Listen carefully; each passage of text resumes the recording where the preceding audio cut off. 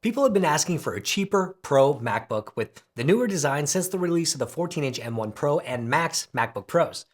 Apple stuck with the old school Touch Bar MacBook for a couple of years, and finally we have a 14-inch MacBook Pro with a plain old M3. I've spent a lot of time with this machine over the last couple of months, and one thing is for certain, it sits between the MacBook Air and the real MacBook Pro.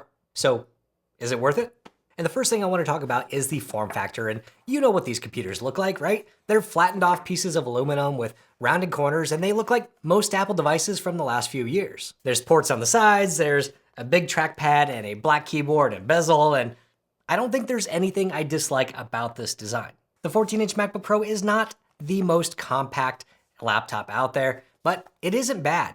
A 14-inch laptop fits into just about every bag out there, and at 3.4 pounds, it is basically the same weight as the 15-inch MacBook Air. This laptop fits perfectly on my desk in front of my studio display or on my lap on the couch, and it's just barely okay to use on an airplane tray table. Like I said, it's not the most compact Apple laptop out there, and if that's what you want, then the 13-inch MacBook Air is the way to go, M1 or M2. I ended up buying the space gray version of the M3 MacBook Pro, and I also picked up a space black M3 Pro MacBook Pro, and I just don't think I want either of these. I find the silver laptops to be the most sleek, classy, fingerprint-free color of MacBook. I used space gray Macs for a long time, but since switching back to silver in 2020, it just feels nicer, especially next to my silver studio display. And when it comes to ports, you might be disappointed with the base model offerings, although it's still better than what you get with the MacBook Air. On the left side, you have MagSafe, 2 Thunderbolt 4 ports, and an audio jack, and on the right, you have an HDMI 2.1 port along with the SD card slot. The port selection will be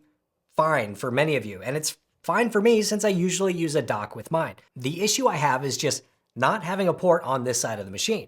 There are times when I need to plug something in like power or a USB-C device, and it's just made slightly inconvenient by not having a port on this side and having to move everything to the left side. I just don't like that this MacBook Pro is limited to 2 Thunderbolt ports, but if it has to be, why not put one on each side? The HDMI output on the side is good for connecting to high resolution or high refresh rate displays like this 4K 144Hz display, but you can also get the same performance with the Thunderbolt connections. When it comes to the keyboard and trackpad on this M3 MacBook Pro, I think they're exactly what I like with the size and the function. Most of the time, my MacBook Pro is sitting on my desk in front of my studio display, and I use the built-in trackpad and keyboard rather than an external device with the laptop, off to the side. I find that that's just the most comfortable position for me when working, and the keyboard is just the right distance from the front of the MacBook for me, allowing me to rest my hands on the sides without getting poked by the edge of this MacBook or getting erroneous inputs on the trackpad. The keys have the right amount of travel and resistance to make typing comfortable. Now, if only they did not get shiny so quick, it would be perfect. I also find the trackpad to be exactly the right size. It's not massive, it's not tiny.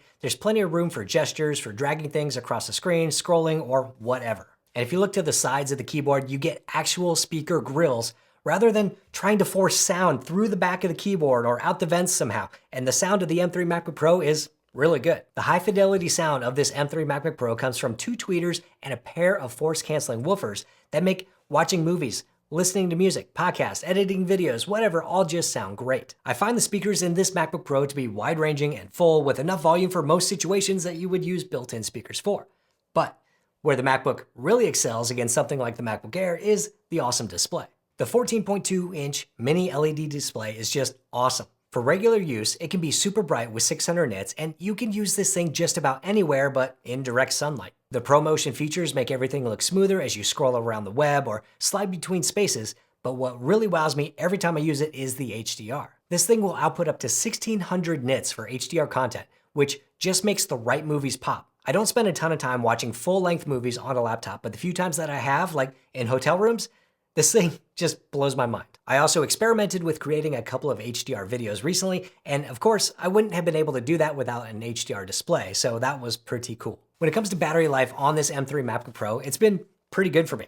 Apple says you can get up to 22 hours of use, but if I unplug this thing in the morning and avoid editing video, I can get between 15 and 18 hours of use. That's with my day job apps and email and Safari and a few other things that come and go throughout the day, and the battery life is just good. It's hard to complain about anything over 12 hours. But what I can complain about is the performance. The performance of this base model M3 MacBook Pro is a bit of a mixed bag for me.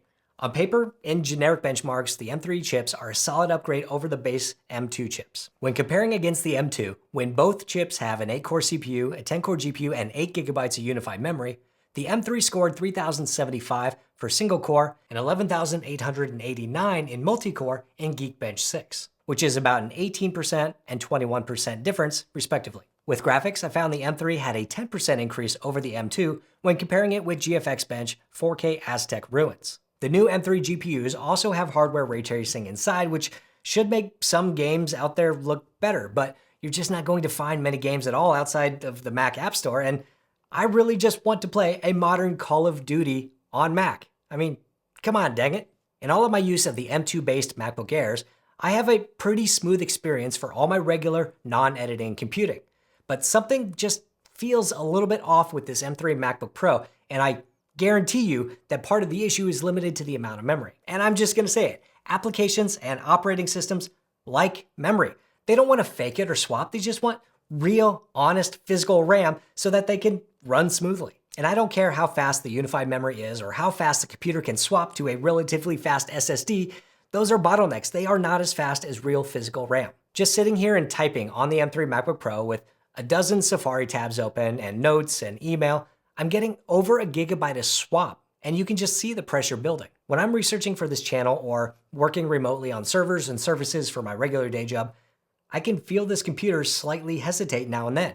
It doesn't usually last that long, but I can point directly to the memory pressure when it occurs. And I really don't think that a dozen Safari tabs, email, and messages is an abnormal or pro use case, but just adding more memory ensures that your computer will run smoother now and for the next 3 to 6 years that you might actually own it. I actually covered some of this in my video about the 15-inch MacBook Air where I tested the 8 and 16GB models.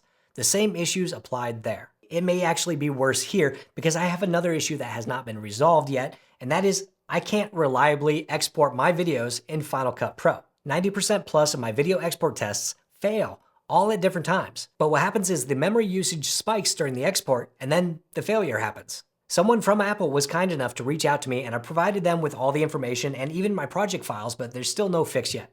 This is an M3 8GB issue because I can export just fine on my M1 and M2 MacBook Airs with 8GB of memory just fine. Again, there's something just off with this base model M3 MacBook Pro performance that can be solved with more memory. For the price of $1,600, this MacBook Pro does not feel like a computer I can recommend. Based on the price and performance, to make this thing feel good, you need to upgrade the memory to 16GB at least, which puts you just $200 away from a higher performing M3 Pro MacBook Pro with 18GB of memory that I can actually recommend. Or you can save a lot of money when you find the base model 13-inch MacBook Air on sale at $900 or the 15-inch Air at $1,050 and get roughly the same performance as this base model M3 MacBook Pro. Even better, you can also find some sales on upgraded models of the Airs if you're lucky, like this 15-inch M2 Air with upgraded memory and storage for $150 less than the base model M3 MacBook Pro. Although you might miss out on a couple of pro features like the SD card slot, the HDMI port, better speakers, better display. But if HDR content isn't that important to you, you're not sitting and watching movies on this thing, then I'll leave links below so you can check out deals on the Airs. Other than that, I'm curious what you guys think of this base model M3 MacBook Pro. Do you think it's a good deal? Let me know down below. If you don't, then maybe check out this video right here comparing the 13-inch and 15-inch MacBook Airs to see if that makes sense for you. Hit the thumbs up button if you liked it, hit subscribe if you want, and I'll see you next time.